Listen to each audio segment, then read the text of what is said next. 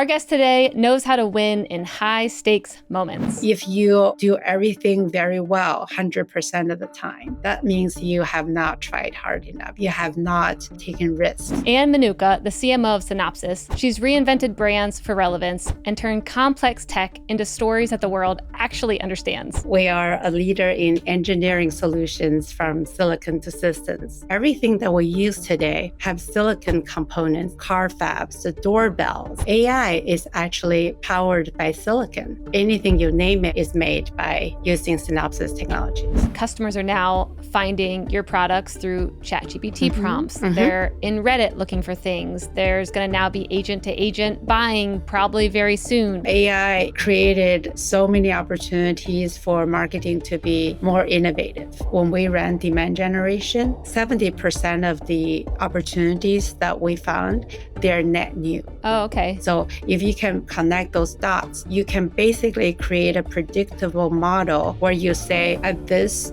budget scenario, I can expect to generate X million dollars of sales pipeline, which can translate to Y million dollars of revenue. In this world that AI is quickly changing everything, how are you setting your team and especially new marketers up for success? My playbook is that you need to Hello, and welcome back to another episode of Marketing Trends. I'm your host, Stephanie Postles, the CEO and founder of Mission.org and Relevant.com. And welcome to Marketing Trends. Thanks for having me. I have not talked to a CMO like you. You have been in this very technical space. You've been through all these acquisitions. You have a different way of thinking about leading and being a part of acquisitions and M&A. And so I'm really excited for the conversation today. Yeah, I'm excited to have my very first podcast with you. I think it's going to be fun. I can't believe this is your first one. Yes. So I would love just to start for you to explain Synopsys, just so people can understand what kind of company you're leading marketing for. So Synopsys is one of the most important companies you've never heard of. So we are a leader in engineering solutions from silicon to systems.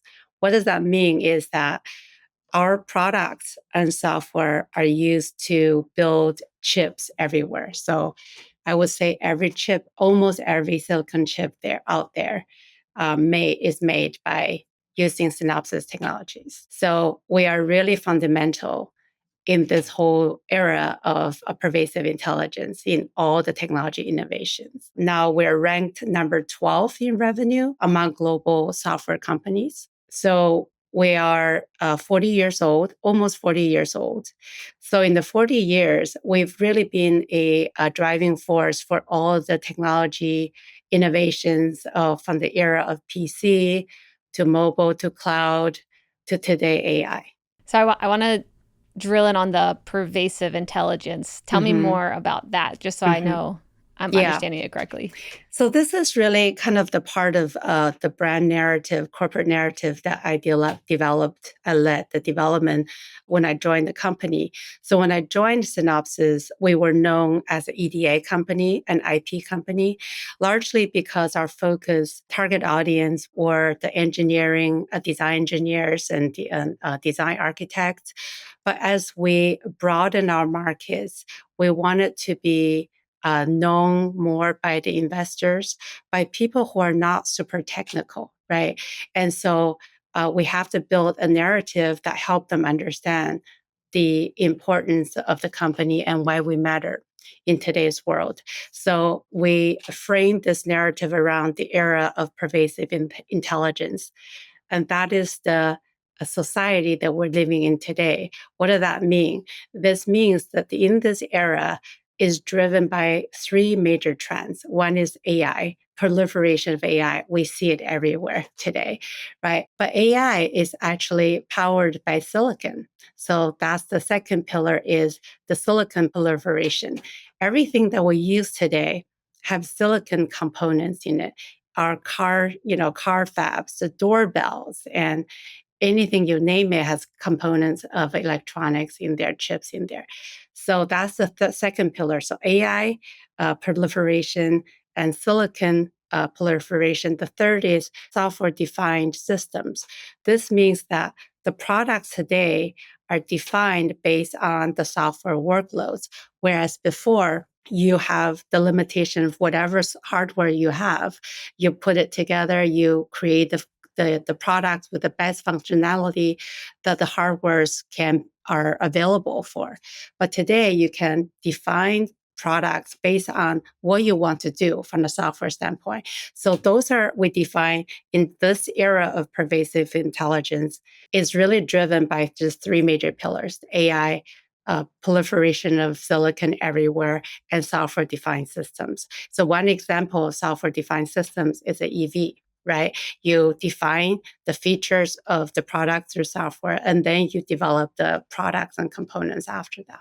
So why is this message important? This narrative really help all of our employees when we go out and talk, our leaders, when we go out and talk about the importance of our company is that all of these trends, this era is powered by Synopsys because to build AI, to build more chips, to build AI software-defined systems, you need a very critical component, which is the design solutions that is provided by Synopsys. Okay, I think I understood most of that. I want to make so you came in as the CMO into Synopsys, and they were essentially only marketing to very technical people. Mm-hmm. And then you came in and Mm-hmm. said, hey, we need to make sure our storytelling here connects with these investors, connects with other people. Yes. What did that, because I think this is a playbook you've run before at some of the Yes. previous companies that you did Yes. this with. So what does that look like with like shifting the entire brand narrative for a company that's 40 years old?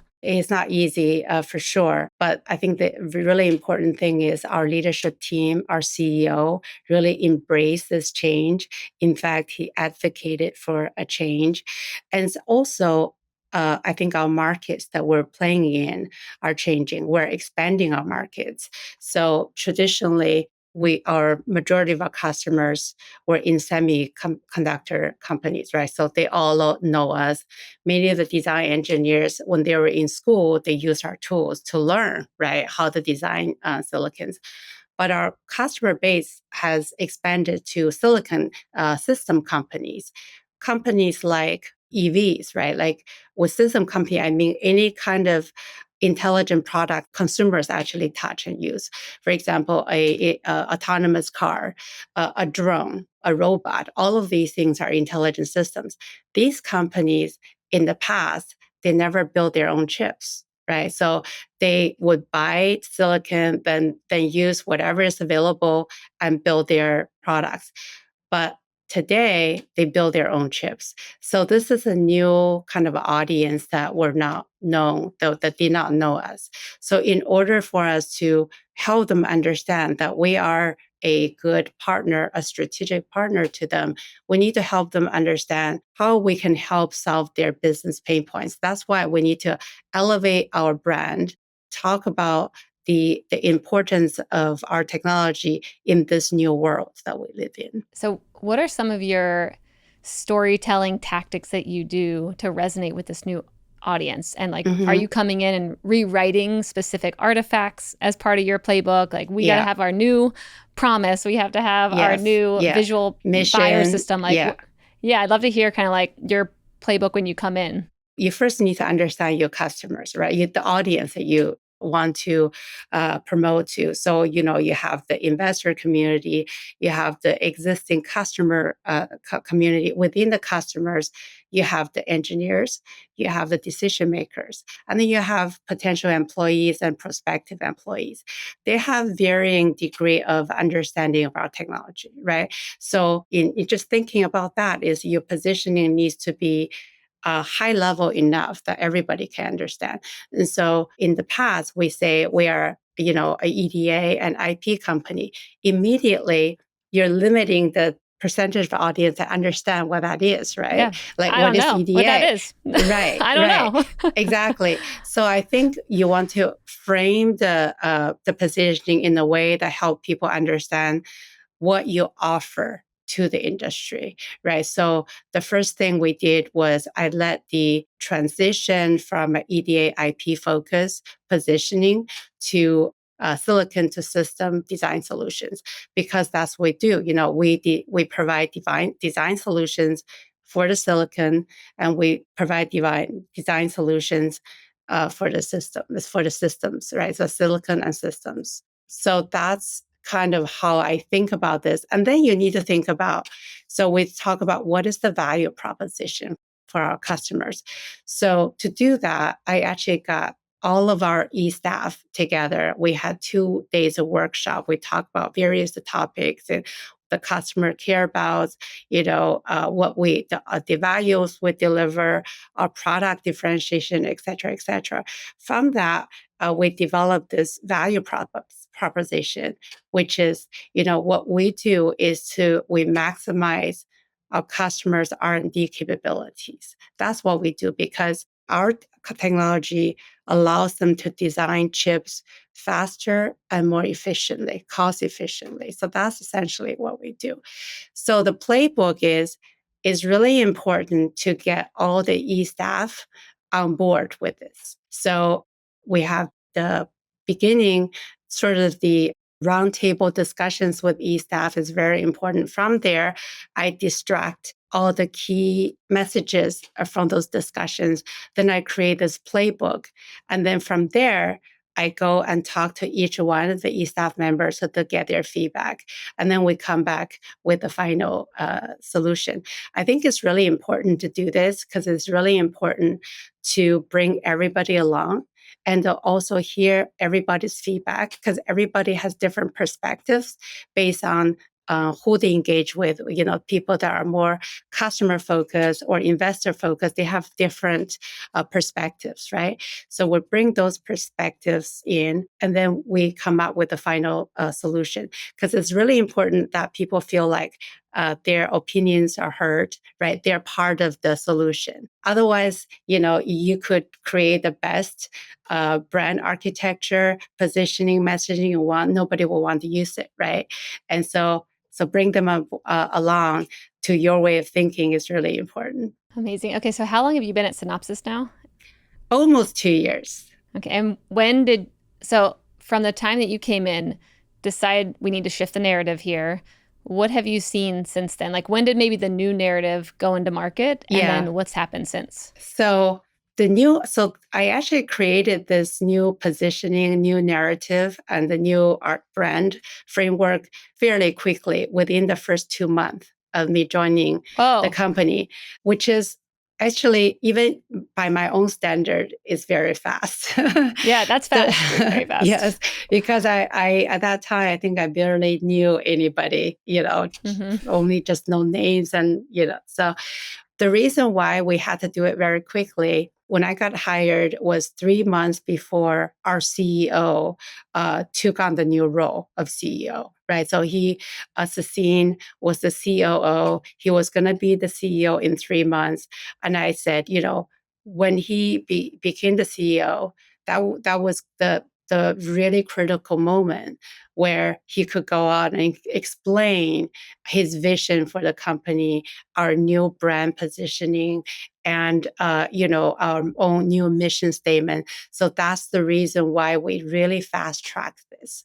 So I think since then, I've definitely seen our narratives being repeated. First of all, our executive team has done a really great job keeping the message consistent. When they go out to different speaking engagements, they really make sure that they leverage all these statements and they stay on message with the corporate narrative.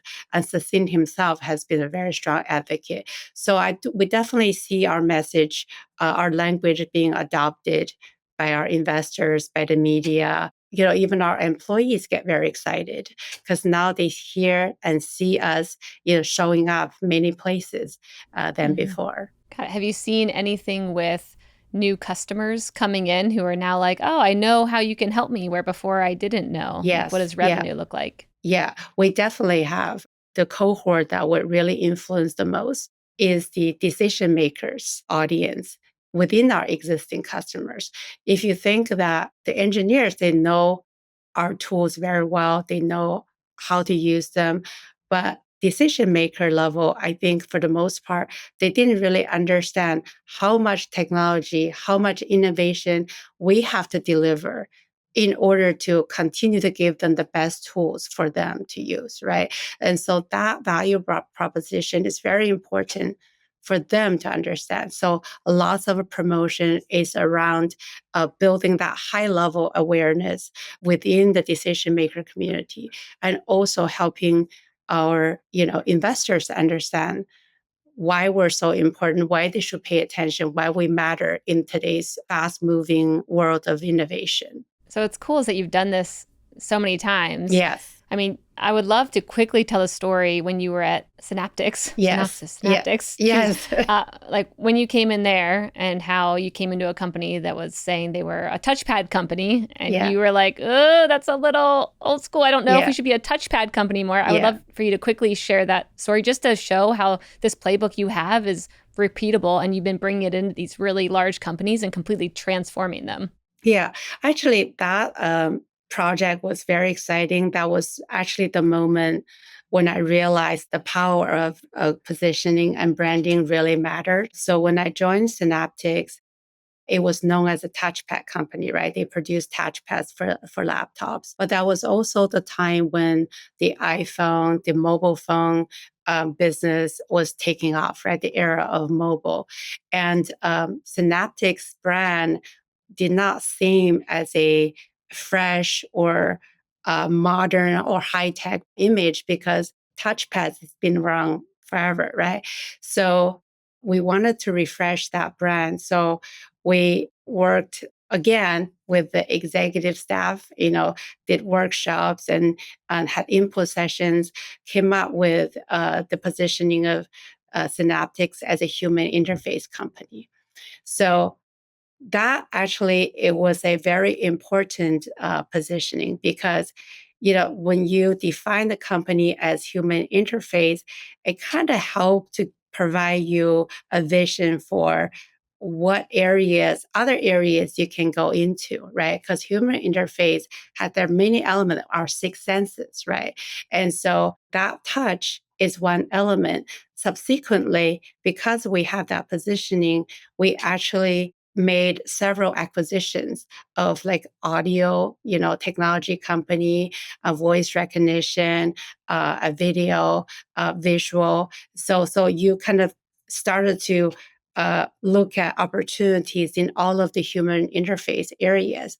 I think I was actually looking up at their website. It's been a long time now, and then they are still using human interface, except they're saying human interface integrated with AI, right? So of course, Yeah, everybody's AI of course. company, but it's really great to see that positioning still relevant in today's world. Yeah. Yeah, that's some good work you put in Mhm. there. Yeah. I would love to shift the conversation into a demand generation conversation because I thought you mentioned something very fascinating how when you came into Synopsys, I think you had so many of the Fortune 500 companies probably, and you were talking to team members and they're like, we already work with all them. We've already got all the Yeah. clients. Like, we're Yeah. good. I'd love Yeah. to hear how you tackled this and like what you Yeah. came into and how you adjusted it. Yeah. As I mentioned to you in the beginning, Synopsys software and solutions are used in almost every silicon chip made, right? So that means all the semiconductor companies, they work with us and know us. But I always feel like because of the market spending, there's an opportunity to leverage demand generation to create broad awareness, to create influence their preference, and ultimately turn that into a sales pipeline. I would say that the leadership team was very supportive of my thinking, but I don't think they were expecting any outcomes from it, right? So my passion is always being, my background was I was an engineer in the past. My engineering mindset always get me thinking about how to measure what I do in a more quantifiable way, tangible way, right? So in the past, marketing was always measured by some superficial metrics or vanity metrics, but I wanted to get to the marketing dollars I spend, how that influence the sales pipeline. And so I've began this journey by creating the MarTech infrastructure, right? Building the infrastructure so we can make this happen. So we brought in some new capabilities that understand demand generation. So we started to run campaigns. Now, for 1 year now, it's been a 1 year, we have seen pretty impressive numbers in terms of the sales pipeline expansion, and which some of this have already led to design close one. So I am very happy with where we are. I can't tell you the numbers, but it's really good numbers. And so, so I think this becomes even more relevant as we combine with Ansys, right? We just finished this big acquisition of Ansys. So Ansys has a lot more customers than we do. And then I would say their sales cycle tend to be shorter, which means that demand generation programs can impact that even more. So on the classic Synopsys side, as I mentioned, we're expanding our customers beyond the traditional customers of semiconductors. So those customers, the system customers, they don't necessarily know what our offerings we have. So the demand generation is a really great way to reach them. Amazing. Okay, so what I'm hearing you say is that you built your own tracking systems internally. Like okay, because I don't know many companies that are like, we're building it all ourselves. Usually they're working with outside tools, but you guys built it yourself to make sure you understand demand gen. What tactics were you using that you've been most surprised by, or you're like, this is something we've been doing and it's working and I didn't even know if it would, or it was just a big bet? I would say we didn't really build our own MarTech tools. It's like the MarTech, there are so many different elements. We didn't have a working MarTech Got infrastructure. it. Okay. We had like very basic things, and they didn't really talk to each other. So I brought on a brilliant MarTech technologist who was able to make them all talk to each other, right? So integrate these capabilities. And so now, the MarTech tool that we use for demand generation tool, we use CRM is Marketo, right? We use Marketo.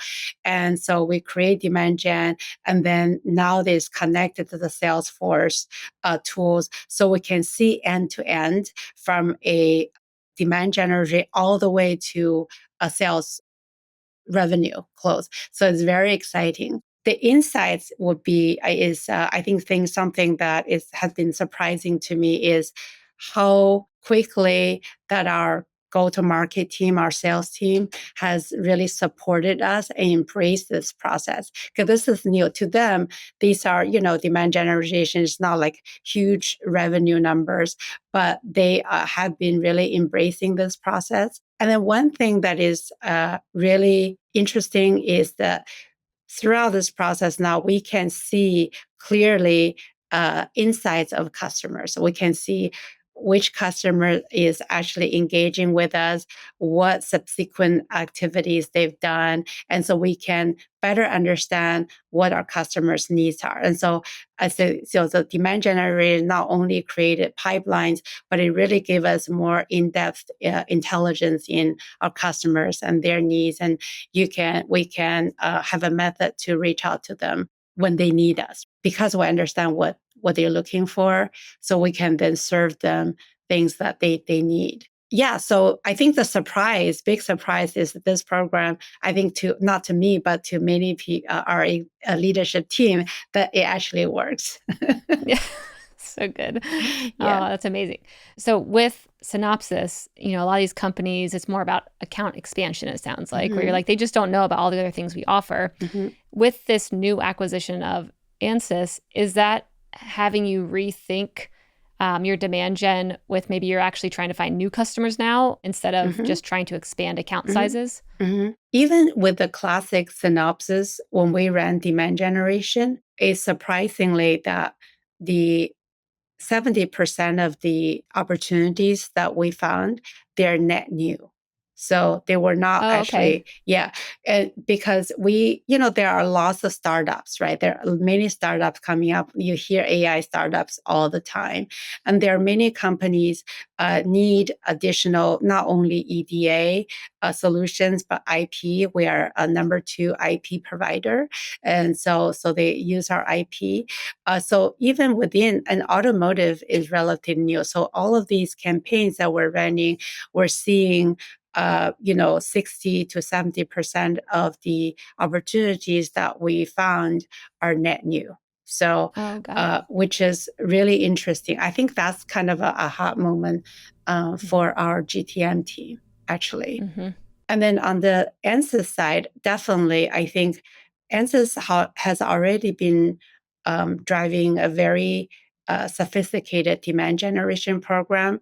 But I think together we can do a lot more. So what they don't have is the ability to link direct marketing dollars to the final output. So if you can connect those dots, it will be very important because then you can decide, you can basically create a predictable model where you say, at this budget scenario, I can expect to generate X dollars, $1 million of sales pipeline, which can translate to X $1 million, Y $1 million of revenue.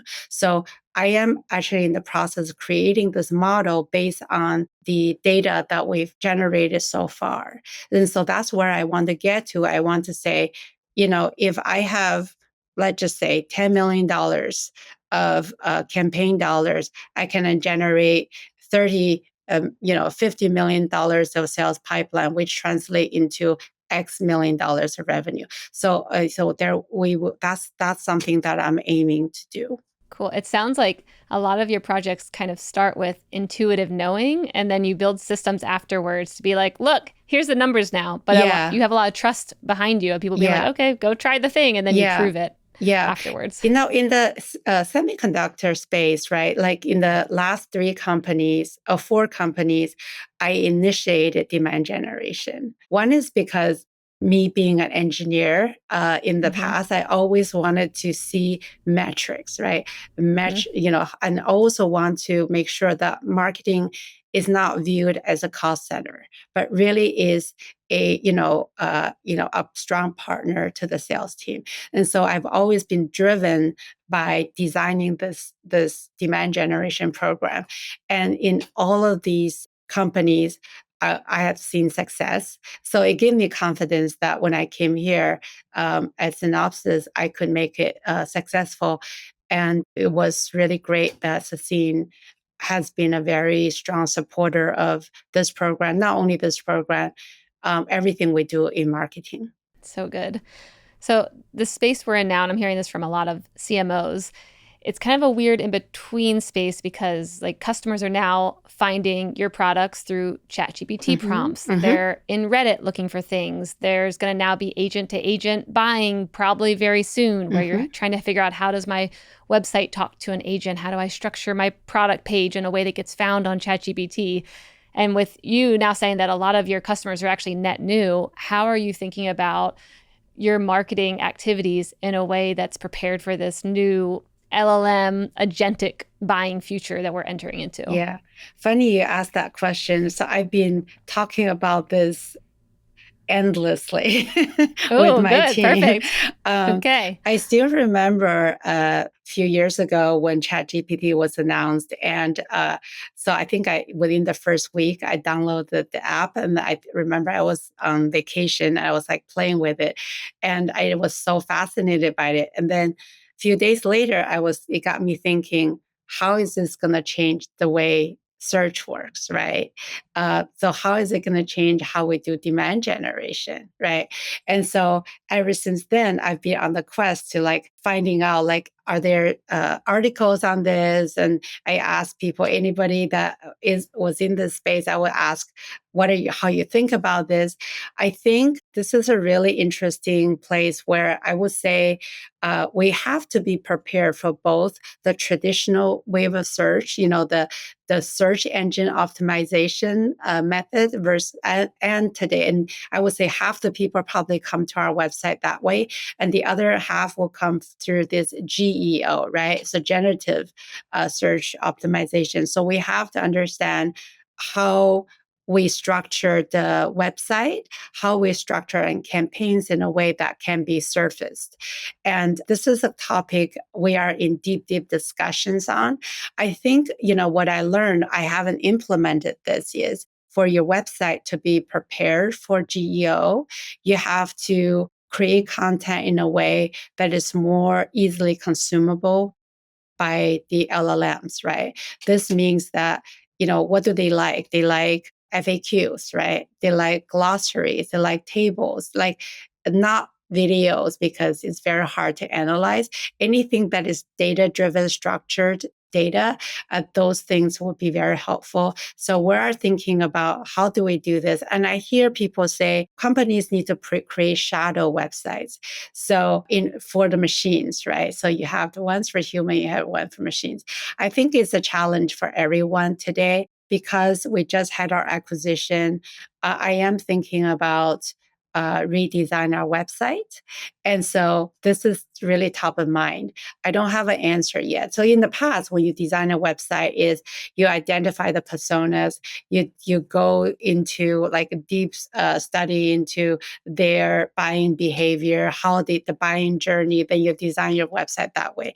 So does it still work anymore?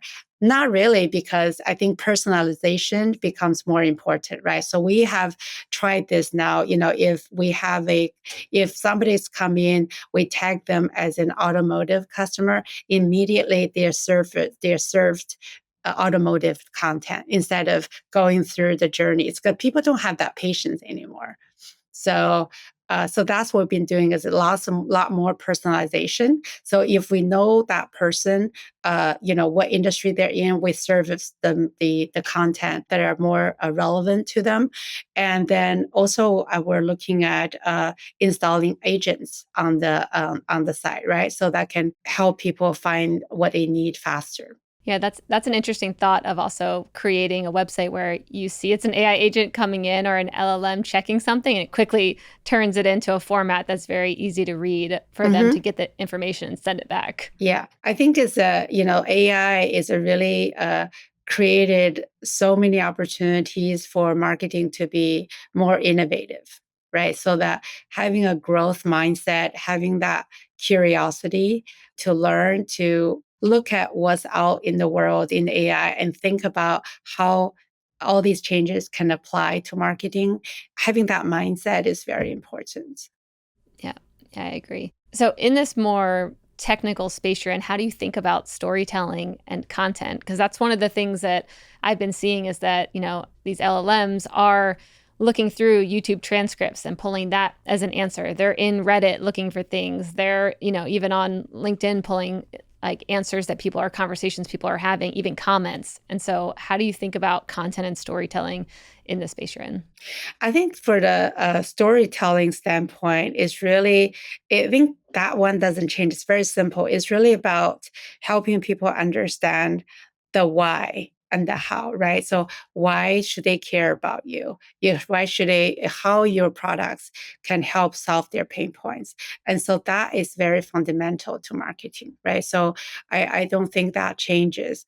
From the content standpoint, I think we're more instead of in the past, we have these long-winded white papers, right? So what we're doing is we are creating them into small chunks that are more modular contents that are more helpful for the audience. And the content side of it too, we are creating contents based on the campaigns. We're actually aligning our content creation with our campaigns. We always start with, the very high level, how you solve the industry's problems. First of all, identify the industry pain points and the challenges they have. Then we talk about the solutions that we offer in a really sort of modular way. So not a big long-winded white paper. So we create these ebooks that are really, you can pull out sections and then you can use those sections in different ways, whether as a LinkedIn post, as a advertisement, or just on any kind of other platforms. So I think just having a core content, we always create a core content, then we pull different pieces from it to suit our various purposes.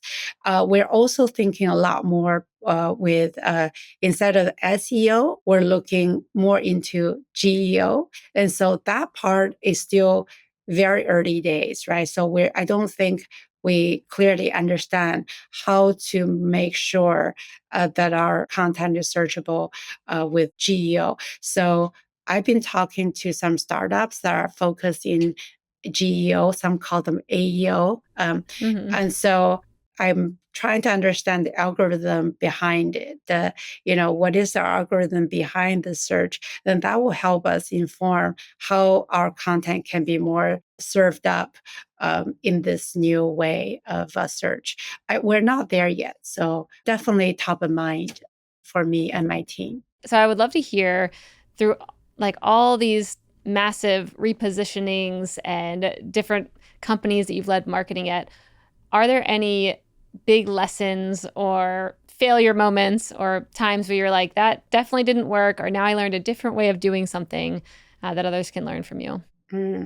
I think the big moment for me was, as I mentioned, the synaptic story. I realized, because when I did the positioning then, it was like, yeah, this sounds good. This sounds like it aligns with what we're trying to do.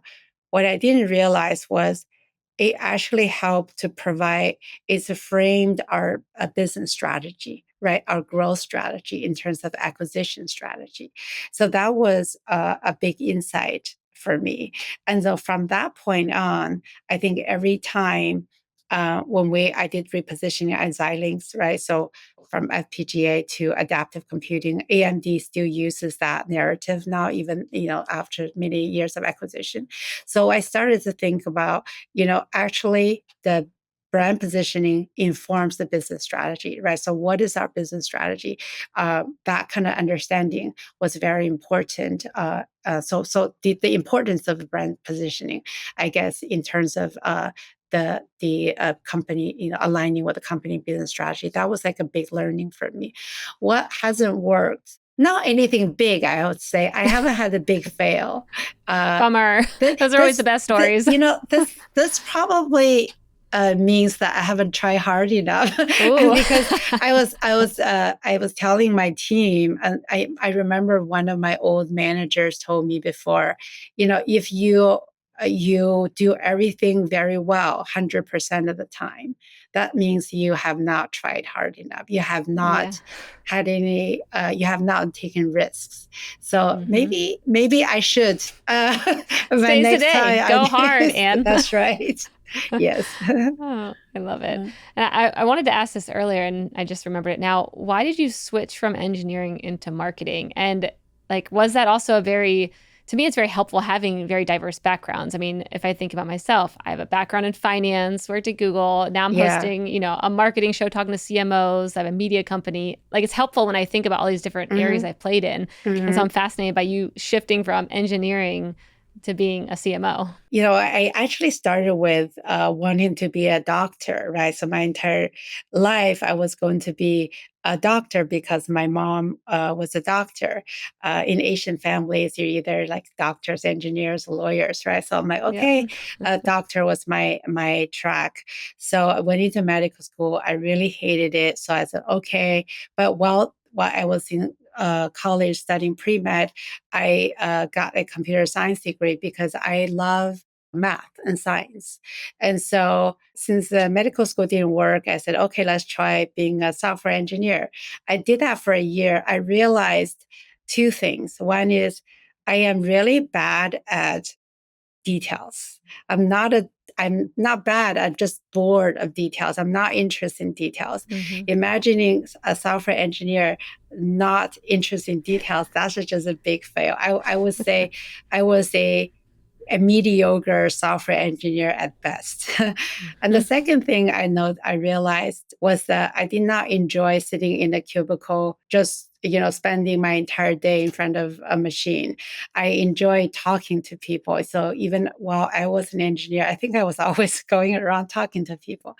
Then I realized maybe this is not a right career path for me. So I was a software engineer for a year. Then I went back to get my MBA. So then I set my path into marketing, and then I realized that marketing is what I love. So that level of creativity that is required, lots of the communication with people is what I like, and also my technical background actually helps me tremendously in tech marketing. Wow. Okay, that's awesome. And what was your first job in life? Mm. The software engineer was my first job.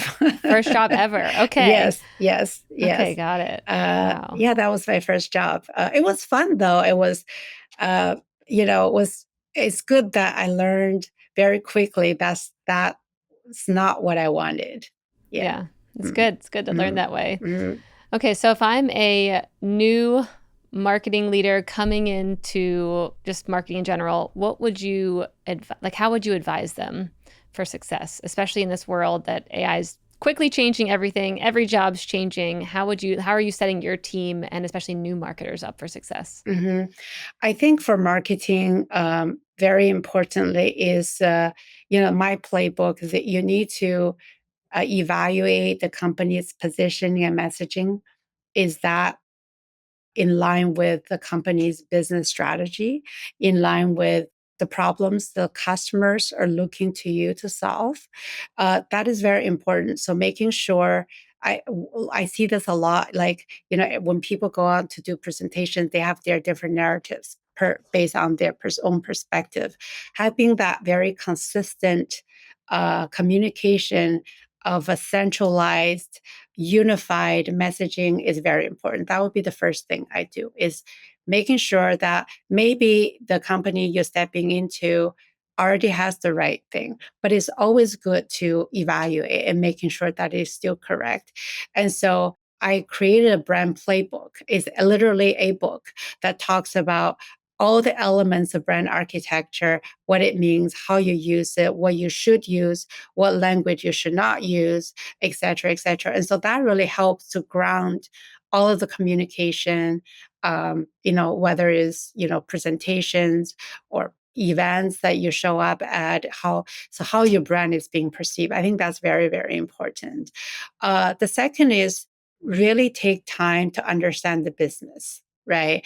And so for me, I spent a lots of time with all the executive staff members, learn from them, understand their part of the business, their pain points, and where marketing can help, right? So that can help you create a strategy for quick wins. I think it's very important to have the quick wins. If you're on the job for a year, you have nothing to show, that's not going to help you to gain credibility, right? So having those quick wins is very, very important. And the third is making sure that you have a way to measure your marketing success. So that's why having quantifiable metrics is very important. I think in marketing there are two things that we measure, right? So one is the marketing's impact from the branding perspective, your impact marketing your market valuation of the company, right? So but that part is hard to do because that also you have to, like, your revenue, your operating margin, all of that are factored into your market valuation. But marketing plays a part to create that halo around your brand, to help and tell the importance of your brand. And so by having investors really understanding your company, passionate bit about your company, excited about where you're going, and that is part of the job that marketing can deliver. On the other side is the value creation in terms of sales line, pipeline expansion. That's why I've always been a strong advocate of demand generation. I think those are the two pillars. So, really have to be able to measure the impact of your work. And of course, collaboration. Marketing needs to collaborate with product management, product marketing, sales. Creating that collaborative environment is important. This is awesome. I need your playbooks. There needs to just be like a white labeled version of all of Ann's playbooks.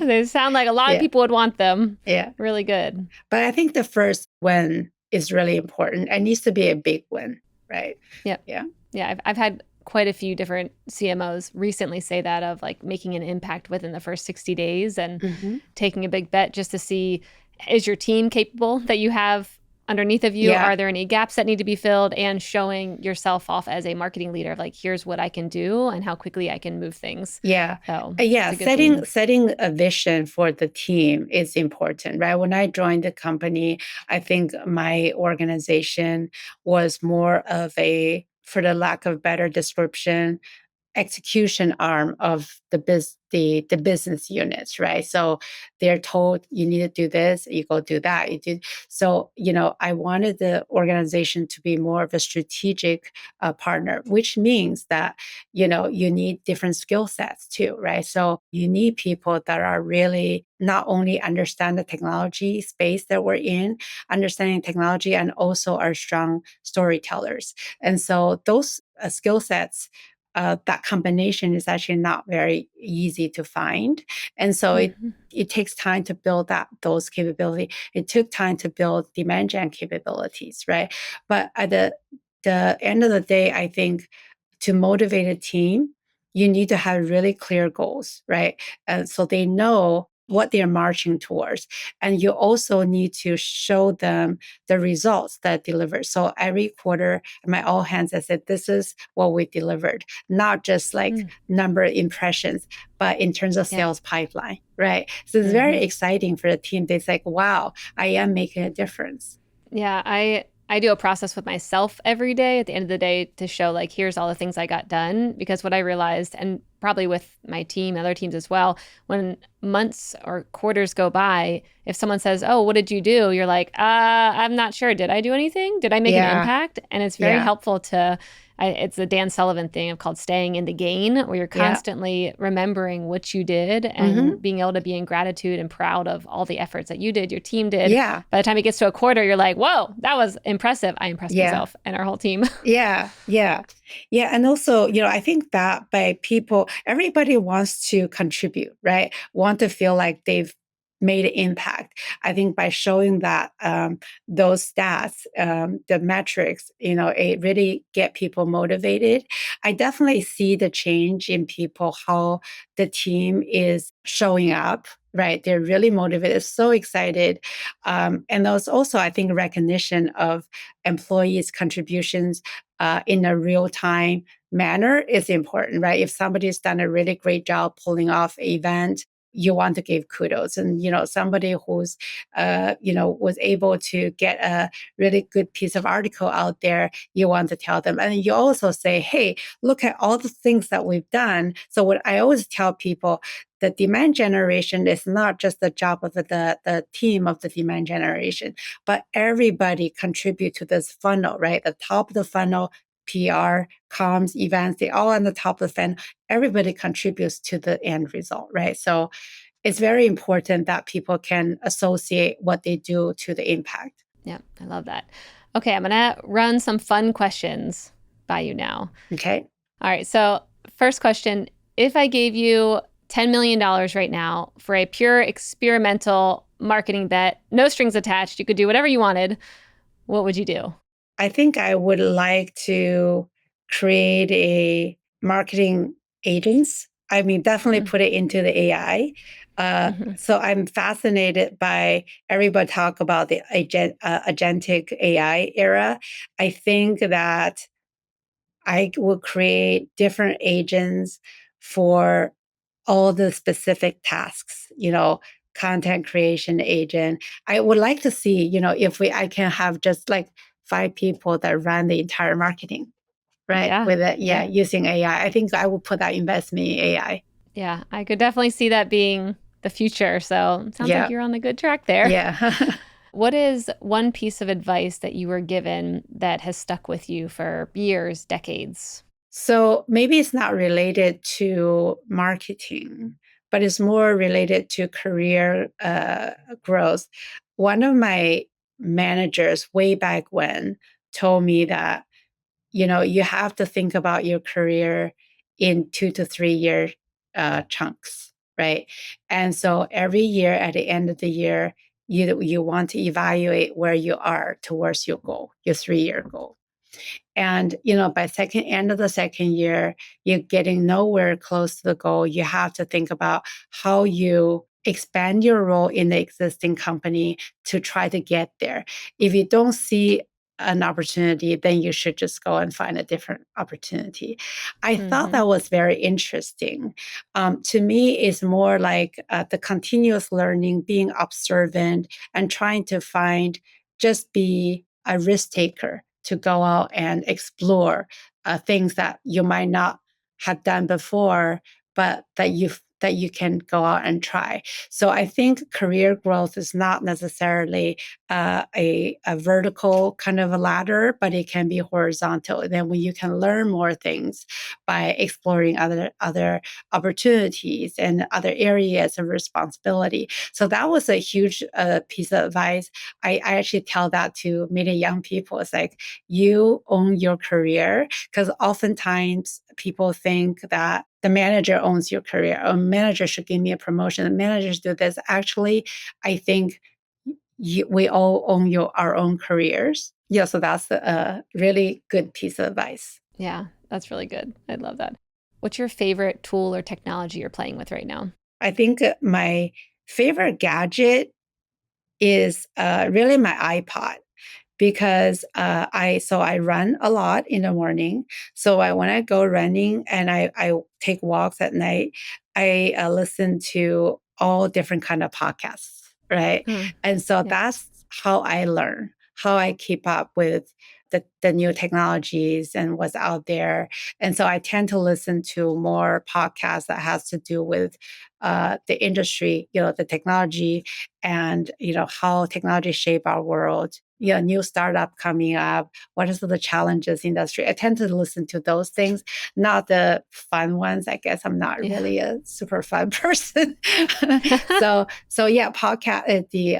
My iPod is really my favorite piece of gadget that I use. Yeah, and Yeah. then Yeah. ChatGPT is the tool that I Yeah. use daily basis on daily basis. Yeah. Podcasts, same. I mean, of course, I have a media company with a whole network of podcasts, but when Yeah, I'm listening to other podcasts, they're really to learn about different industries and yeah, tech and business. yeah. I'm not listening to like crime podcasts or anything. And No, people are always like, yeah, that's boring. But I'm like, no, yeah, I actually like listening to A16Z podcast yeah. over crime thrillers.